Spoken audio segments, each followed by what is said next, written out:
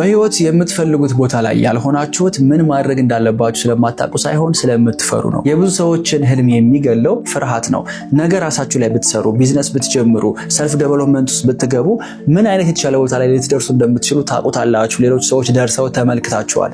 ፍርሃቱ ግን የሚመጣው መንገድ ላይ ብቀርስ እኔ እነሱ ያሳኩትን ነገር ማሳካት እችላለሁኝ ወይ የሚል ነው። በዚህ ቪዲዮ ያንን ፍርሃት አሸንፋችሁ መድረስ የምትፈልጉበት ቦታ ላይ ለመድረስ የሚረዷችሁን 7 መንገዶች አሳያችኋለሁ። እነዚህ መንገዶች በራሴ ህይወት የተፈተኑ ያለፍኩባቸው ናቸው። ብዙ ነገር ለመስራት ስጀምር እንደኔ ፈሪ አልነበረም። የመጀመሪያ ኮንቴንት ለመስራት ፈራ ነበር። ለመጀመሪያ ጊዜ ክላይንት ጋር ስደውል ፈርቻለሁ። ቤት ተከራይቶ ለመውጣት ሳስብ ፈርቻለሁ። ለቤተሰቦቼ ስራ እንደጀመርኩ ስነግራቸው ሁሉም ነገር ያስፈራኝ ነበር ስጀምረውና እኔ ፐርሰናሊ ያንን ፍርሃት አርፌ በሺዎች የሚቆጠሩ ኮንቴንቶች ለመስራት፣ ቢዝነሶችን ለመጀመር፣ ሰዎችን ቀጥሮ ለማሰራት ያስቻሉኝን እነዚህን 7 መንገዶች በስነ ስርዓት አፕላይ ማድረግ የምትችሉ ከሆነ የእናንተም ህይወት ላይ ፍርሃትን አሸንፋችሁ ለውጥ እንደምታዩበት አልጠራጠርም። በተለይ ደግሞ 7ኛውና የመጨረሻው ለኔ የምን ጊዜም ባለውለታዬ ነው። የእውነት እሱን ከወሰዳችሁ በህይወት ምንም የሚያስቆማችሁ ነገር የለም። እስከ መጨረሻው ቆዩ። ለማታውቁ ሰዎች ዮናስ ሞህ እባላለሁኝ። ዩቲዩብ ላይ ቁም ነገር ለማየት የምትመጡ ሰዎች ከሆናችሁ ሰብስክራይብ በማድረግ ፋሚሊውን ፍርሃትን ለማሸነፍ የመጀመሪያው መጠየቅ ያለባችሁ ጥያቄ የሚሆነው ምንድነው የማጣው? ይሄን ነገር ባደርገው what do I have to lose? because ፍርሃት ተደብቆ ያለው ዛሬ ላይ የምናጣቸው ነገሮች ውስጥ ነው። ለመጀመሪያ ጊዜ ኮንቴንት መስራት ስጀምር ጓደኞቼ ቢስቁብኝስ፣ ሰው ቪዲዮን ባያየውስ፣ አጎቴ ቢያየውስ፣ አርፋ አትማርም ቢሉኝስ፣ በጣም ብዙ ኢቭን ስም ያልሰጠኋቸው ፍርሃቶች ነው የሚከናወኑት። ቢዝነስ ለመጀመር ሲያስብ ብከስርስ፣ ትቼ የወጣሁት ስራ ተመልሼ ባይቀበለኝስ፣ ገንዘብ ባጣስ፣ የምበላው ባጣስ፣ በጣም ብዙ ፍርሃቶች ናቸው። ዛሬ ላይ መስራት የሚፈልገውን ነገር በጀምረው የማጣው ነገር ምንድነው? ለብዙዎቻችን በተለይ ደግሞ ወጣቶች ስንሆን ዳውን ሳይዱ ትንሽ ነው። ያ ማለት ስራ ቆሜ ነገ ቢዝነስ ብጀምር እና ስራ መስራት ገንዘብ ሜክ ማድረግ እንኳን ቢያቅተኝ ቤተሰብ ጋር ሄጄ እመለሳለሁ፣ ጓደኛዬ ጋር እኖራለሁ፣ ለዚህን ያህል ወር የሚያበላይ ሰው የሚያሳድረኝ ሰው አላጣም። ዩ ሲ ዳውን ሳይዱ ምንድነው? ላይክ የመጨረሻው ቤር ሚኒመም ምን ሊሆን ይችላል? እኔ ከዩኒቨርሲቲ ሙቭ አውት ለማድረግ ዲሳይድ ሳደርግ የቤት ኪራይ የ3 ወር መከፍል አልነበረኝም እና ሴቲቷን ሂጄ ያልኳት መክፈል ካቃተኝ ይሄንን ገንዘብ ወደ ዩኒቨርሲቲ እመለሳለሁ ነው። የኔ ዳውን ሳይድ ዶርም ነበረ። አይን ገስዋት ዶርም ውስጥ ተመችቷቸው የሚኖሩ ሰዎች አሉ። ስለዚህ ለነሱ ምቾት የሚመስለው ቦታ ላይ ነው እኔ ሂጄ የምመለሰው። ዳውን ሳይዴ ያን ያህል መፈጥፈጥ አልነበረም። በቃ ግራውንድ ላይ ነው። ከዚህ በፊትም ብያችኋለሁ፣ መሬት ላይ ያለ ሰው ሉዝ የሚያደርገው ነገር የለም። ከመሬት ወዴትም አይወደቅም። አሁን ያለሁት ዝቅተኛ ቦታ ላይ ነው ብላችሁ የምታስቡ ከሆነ ከዚህ ወዴትም አትወርዱም። ዝቅታው ይሄ ነው። ካልኩሌት አድርጉት። የማጣቸው ነገሮች ምንድናቸውና እነዚህ የማጣቸው ነገሮች የምርም የሚያስፈሩ ናቸው። የእውነት ሲሪየስሊ ቁጭ ብላችሁ ጻፉትና ስትጽፉት ታዩታላችሁ። እንዴ ያን ያህል እኮ የሚያስፈራ ነገር የለም፣ በዚህ መኖር እችላለሁ።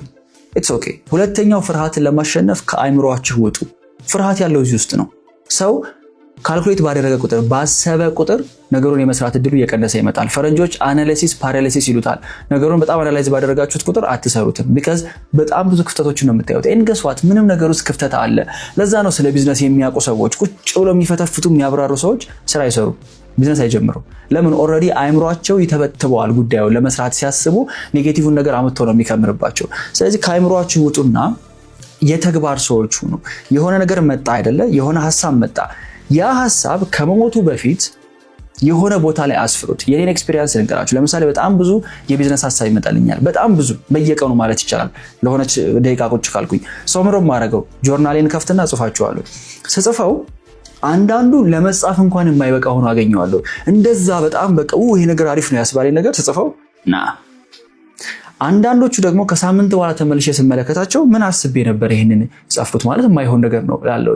ከዛ ግን የማላልፋቸው በጣም ጥሩ የሆኑ ግን አሉ፣ አይምሮዬን ግጥም አድርገው የሚይዙት። እነሱ ሐሳቦች ከመሞታቸው በፊት የሆነ ቦታ ላይ ቴስት ላደርጋቸው እፈልጋለሁ። ወይ ስልክ ደውዬ አንድ ሰው ጋር እንዲህ አይነት ነገር አስቤ ነበር፣ ምን ታስባለህ? ከዛ እዛ ስራ ላይ ያለ ሰው ይነግረኛል። ሪያሊቲውን አውቀዋለሁ የሆነች አክሽን በመውሰድ ያንን ከማድረግ በፊት ግን ቁጭ ብዬ ስለ ጉዳዩ ባስብ ዩቲዩብ ቪዲዮ በመለከት እንዲባረገው ብል እንዲሁ ከሐሳቤ ዘለል አይሆንም ነበር። የሆነ መስራት የምታስቡት ነገር አይምሮአችሁ ውስጥ ካለ ከዚህ ከአይምሮ ውጡና ወደ እጃችሁ አውርዱት። ስልክ ደውሉ፣ ሰው አገኙ፣ ሰው ጨብጡ፣ ጻፉ፣ ሰርች አድርጉ፣ ቼክ አድርጉት። ቢካዝ ያን ያህል የተደበቀ ሚስጥር አይደለም። ከአይምሮአችሁ ስትወጡ ነገሩ መገላለጥ ይጀምራል። ሌላኛው በፍርሃትና በኤክሳይትመንት ወይም በመጓጓት መካከል ያለውን ልዩነት ማወቅ ነው። ብዙ ጊዜ እኔ አይምሮዬን የምሸውደው የፈራው ሲመስለኝ ኤክሳይትድ እንደሆንኩ በመንገድ ነው። ለምሳሌ 200 300 400 ሰው ያለበት አዳራሽ ላይ ወጥቼ መናገር ሲኖርብኝ ኢቭን አሁን ላይ ይሄ ሁሉ መድረክ እንኳን ሰርቼ አሁን ድረስ ስወጣ የሆነች ፍርሃት አለች፣ የሆነ ድምጽ አለ፣ ሀርት ቢቴ ሲፈጥን አውቀዋለሁና ለራሴ የምነግረው ምንድነው ኤክሳይትድ ሆኜ ነው ማለት አይናቸውን ያየሁ የያዝኩትን ነገር እስክናገረው ድረስ ጓጉቼ ነው እና የእውነትም ይሰራል። ምክንያቱም እየፈራሁ ያለሁት የሆነ የሰው አይን የሚበላ ስለሚመስል ነው አይደል? ላይክ የሆነ ነገር በሆነስ ሳሳትስ ማይሆን ነገር ባወራ ቢስቁብኝ በወድቅስ እነዚህ ነገሮች ናቸው፣ እነዚህ ሴናሪዎች ናቸው የሚያስፈሩኝ። ስለዚህ ከአይምሮዬ ወጣና ኤክሳይትድ ሆኜ ነው ጓጉቼ ነው ለመናገር ነው ቴስት እስከማደርገው ድረስ ነው ሂጂ ያስኩትን ነገር እስከሳቸው ድረስ ነው ከዛ ፊታቸው ላይ ፈገግታውን እስከመለከተው ድረስ ነው። ይሄ እኔ የወረስኩት ወይም አዳፕት ያደረኩት በራሴ ፈጥሬው አይደለም። ዓለም ላይ በጣም ጀግና የሚባሉ አትሌቶች፣ ቦክሲንግ ፋይተሮች፣ ዩኤፍሲ ላይ ፋይት የሚያደርጉ ሰዎች ቦክስ ሪንግ ውስጥ ከመግባታቸው በፊት ይፈራሉ። ባስኬትቦል ተጫዋቾች ወደ ጌም ከመግባታቸው በፊት ፍርሃት አለባቸው። ያንን ፍርሃት ግን በተደጋጋሚ አሰልጣኞቻቸው የሚነግሯቸው ፈርታችሁ ሳይሆን ኤክሳይትድ ናችሁ ነው። ጌሙ ላይ ገብታችሁ እስክታሸንፉ ድረስ ጓጉታችሁ ነው። ተጋጣሚያችሁን መንጋጭላውን እስክታወልቁት ድረስ ጓጉታችሁ ነው በማለት ነው ኢንተርፕሬት የሚያደርጉት። ያ ሲሆን ኤነርጂው ይቀየራል። ፈርቼ መድረክ ላይ ስወጣና ኤክሳይትድ ሆኜ ስወጣ ኢትስ ኮምፕሊትሊ ዲፈረንት። ስለዚህ የሆነ ኢቨንት ላይ ለመሄድ ስታስቡ፣ የሆነ ሰው ለመተዋወቅ፣ የሆነ ሰው ለመጋበዝ ስታስቡ የሚሰማችሁን ፍርሃት አይደለም ኤክሳይትመንት ነው ብላችሁ ያራሳችሁ ነገሩት። አራተኛ የትኛውም ለውጥ የሚያመጣ ነገር በሙሉ ያስፈራል። የሆነ ነገር ለመስራት ስታስቡ ካልፈራችሁ ነገሩ ትልቅ አይደለም ማለት ነው። ወይም ከዚህ በፊት የሰራችሁት ነገር እየደጋገማችሁት ነው ማለት ነው። ኤቭሪዴይ የተነሳ ስፖርት የሚሰራ ሰው ጧት ተነስቶ ስፖርት ለመስራት አይፈራም። ኤቭሪዴይ መድረክ ላይ የሚውል ሰው ነገ መድረክ ላይ ለመውጣት አይፈራም። የሚፈራው ወይ መድረኩ ሲቀየር ወይ የሰው ቁጥር ሲበዛ ነው። ስለዚህ በህይወቴ ለውጥ አለ ወይ? ጧት ስነሳ ኤክሳይትድ መሆንበት ጉዳይ አለኝ ወይ? ይሄንን ቼክ ልታደርጉ ይገባል። ካልሆነ ግን እሰራዋለሁ ያላችሁት ነገር ካላስፈራችሁ ታውቁታላችሁ ማለት ነው። የሚያውቁትን ነገር መደጋገም ነው። ሶ ይሄን የምነግራችሁ አክሴፕት እንድታደርጉት ነው። ቢካዝ የትኛውም ልትጀምሩት የምታስቡት ወደ ተሻለ ቦታ የሚያሻግራችሁ ነገር በሙሉ ሰርታችሁት ስለማታውቁ ያስፈራችኋል። and it's okay። ሁሉም ሰው እየፈራ ነው የሚገባበት። ማንም ፍርሃቱን አሸንፎ ወደ ሪንግ ውስጥ የገባ ወደ ጌሙ የገባ የለም። ሁሉም ፍርሃቱን ይዞ ነው የሚገባው። የትኛውም ጥሩ ነገር ከመጀመሩ በፊት ፍርሃት አለ። አባቶቻችን ህልም ተፈርቶ ሳይተኛ አይታደርም ይላሉ። ነገ የመጣውን ነገር ፈርታችሁ መሞከራችሁን የተሻለ ነገር መፈለጋችሁን ልታቆሙ አይገባም። አምስተኛ የተሻለውን ፍርሃት መምረጥ ነው። እንደነገርኳችሁ የትኛውም ስቴጅ ላይ ብትሆኑ ፍርሃት የሚባለው ነገር አይቀርላችሁም። ወደኋላ የሚያስቀር ፍርሃትና የእድገት ፍርሃት አለ። ለመጀመር ስታስቡ ያለኝ ነገር ባጣስ እያላችሁ የምትፈሩት ፍርሃት ምንም ነገር ሳትጀምሩ ወደኋላ እንድትቀሩ ያደርጋቸዋል። እሱ ደግሞ ጸጸትን ይወልዳል። ጸጸትን የመሰለ ደግሞ ለአይምሮ ትልቅ ዱላ የለም። ሁለተኛው ፍርሃት ደግሞ የእድገት ፍርሃት ነው። እያገኛችሁ ስትመጡ፣ እየሰራችሁ ለውጥ እያመጣችሁ ስትመጡ ይህን ነገር አስቀጥለው ይሆን? ይህን ነገር ማሳደግ ይችል ይሆን? ወደኋላ አልመለስ ይሆን የሚል ፍርሃት አለ። እኔ ስራ ላይ ሆኜ አሁን ላይ እንዴት ነው ከዚህ ኮንቲኒየስሊ ማደግ ይችል ይሆን? ማለት አቅሙ ግን አለኝ እንደገለ የደረሱበት ቦታ ላይ የመድረስ የሚል ፍርሃት ኤቭሪ ሲንግል ዴይ ይመጣብኛል። ለመጀመሪያ ጊዜ ይችን ነገር ከሰው ስሰማ ከቤተሰብ ነበርና አስታውሳለሁኝ። የተሻለ ደሞዝ እያገኘች ስትመጣ እንዴ አሁን እኮ ነው ግን ገንዘቡ እንደውም ስፔንድ ማድረግ ያለብሽ፣ አሁን እኮ ነው እየሰራሽ ያለሽውን ገንዘብ ማጥፋት ያለብሽ ስላት ምንድን ያለችኝ? ኖ ገንዘቡን ስታገኘው ነው የሚያስፈራህ፣ ሳታገኘው አያስፈራህም። ሳታገኘው እንዲህ አደርጋለሁ ትላለህ፣ ወር ያለህን ትበትነዋለህ፣ ሲኖርህ ግን ትፈራለህ አለችኝ። ነው በጊዜው በጣም ነበር ገርሞኝ የነበረው። አሁን የተረዳሁት እሱ ነው። ገንዘብ ያለው ቢዝነስ ያለው ብዙ ሰው ቀጥሮ የሚያሰራ ሰው እንደሱ ፈሪ የለም። ምክንያቱም ቢወድቅ ይዞት የሚወድቀው በጣም ብዙ ነገር አለ። ግን ገስዋት የተሻለ ፍርሃት ነው፣ የሚያሳድግ ፍርሃት ነው። ላለመውደቅ ሲል ሲሰራ የራሱንም የቤተሰቡንም ቀጥሮ የሚያሰራውንም የቢዝነሱንም ኤቭሪቲንግ መቀየር ይችላል። ስለዚህ የተሻለውን ፍርሃት ምረጡ። አንዱ ፍርሃት የሚወልደው ጸጸትን ነው፣ አንዱ ፍርሃት ደግሞ የሚወልደው እድገትን ነው። ምርጫው እናንተ ነው። ስድስተኛ ስንፍናንና ፍርሃትን ለዩት። ብዙዎቻችሁ ፈርቼ ነው የምትሉት ሰንፋችሁ ነው። አንድ ሰው መጥቶ ለሴ ከፈጣሪ የተላከ ሊሆን ይችላል በሚቀጥሉት 5 ዓመታት አይደለም በሚቀጥሉት 12 ወራት ይሄንን ነገር ካደረጋችሁ፣ በቀን ለ12 ሰዓት ከሰራችሁ፣ ጧት በዚህ ሰዓት ከተነሳችሁ፣ ማታ በዚህ ሰዓት ከተኛችሁ፣ በቀን ይሄን ያህል ፔጅ ካነበባችሁ፣ ይሄን ያህል ሰዎች ጋር ከተዋወቃችሁ፣ መጽሐፍ ይሄን ያህል ካነበባችሁ፣ በ12 ወራት ጊዜ ውስጥ ይሄው ህይወትህ ይሄንን ይመስላል።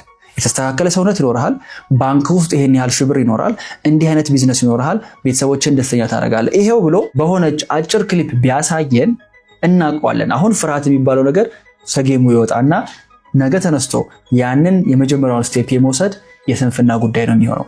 ግን ገስዋት በህይወት ማንም መጥቶ ያን የሚያሳየን የለም። ስለዚህ እዚህ ጋር ነው የህይወት ፓራዶክስ ይመጣው። ያ ጉዳይ ያ ዴስቲኔሽን ያ ክሊፕ አለ ብሎ ማመን፣ በአይምሮ እሱን ክሊፕ ስሎ እሱን ፒክቸር ቪዥን እያደረጉ እየተመለከቱ በየቀኑ መኖር ነው አይደለ? ሳያዩ የሚያምኑ ብፁዓን ናቸው የሚለው መጽሐፍ በዚህ ምክንያት ነው። ቢካዝ ብፁዕ ማለት የሆነ ሪዋርድ የሚያስገኝ ነገር ነው። ራይት?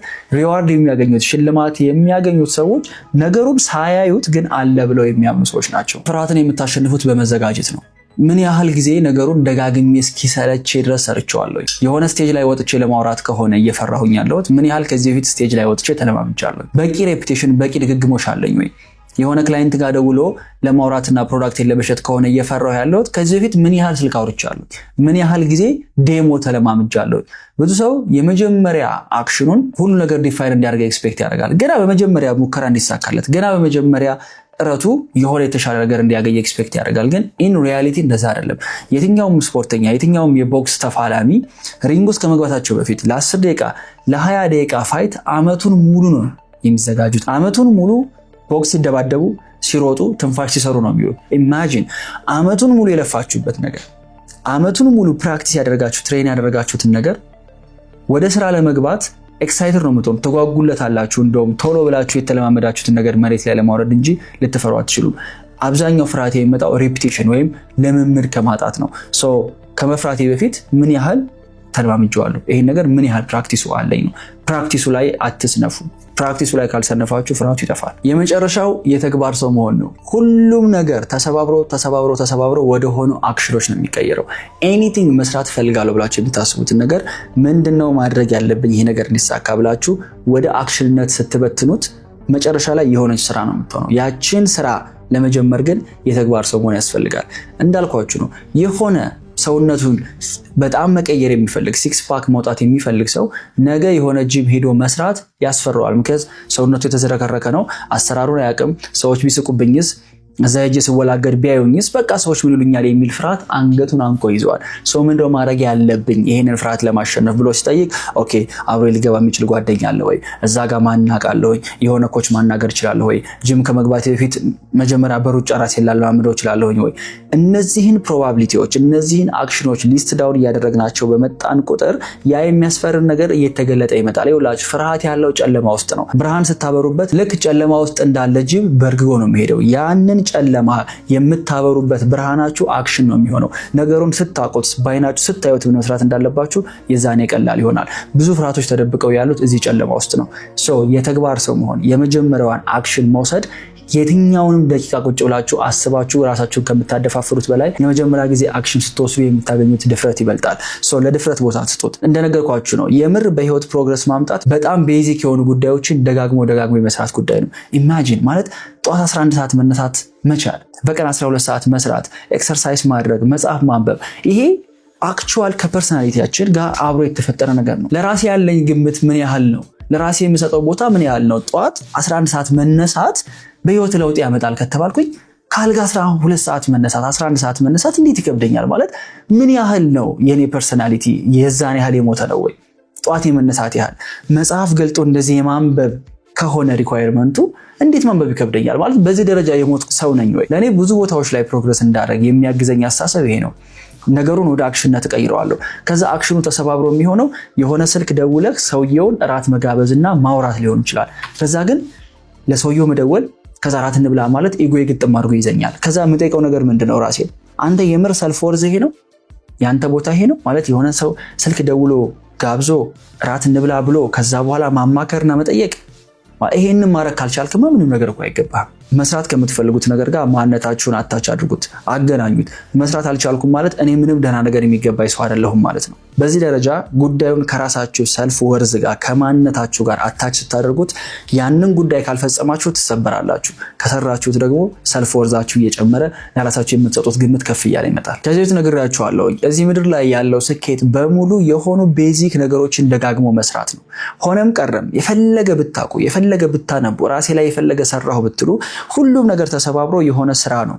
ያንን ነገር መስራት የማትችሉ ከሆነ ዕውቀት ይኖራችኋል፣ ጭንቅላታችሁ ያደገ ይመስላችኋል እንጂ ምንም አይነት ለውጥ አታመጡ። ይኸውላችሁ ፍርሃት የሚቀር ነገር አይደለም። ሰው ሆነን እስከተፈጠርን ድረስ ፍርሃት አለብን። ፈሪዎች ነን፣ እንፈራለን። ግን ሆነም ቀረም ፍርሃት መጣም አልመጣም ግን የያዙትን ይዞ ወደ ስራ መግባት፣ ወደ አክሽን መግባት ድፍረት መፈለግ ያንን የጎደለውን ፓርቲ ሞላልንና የምንፈልገው ቦታ ላይ እንድንቀመጥ ያደርገናል።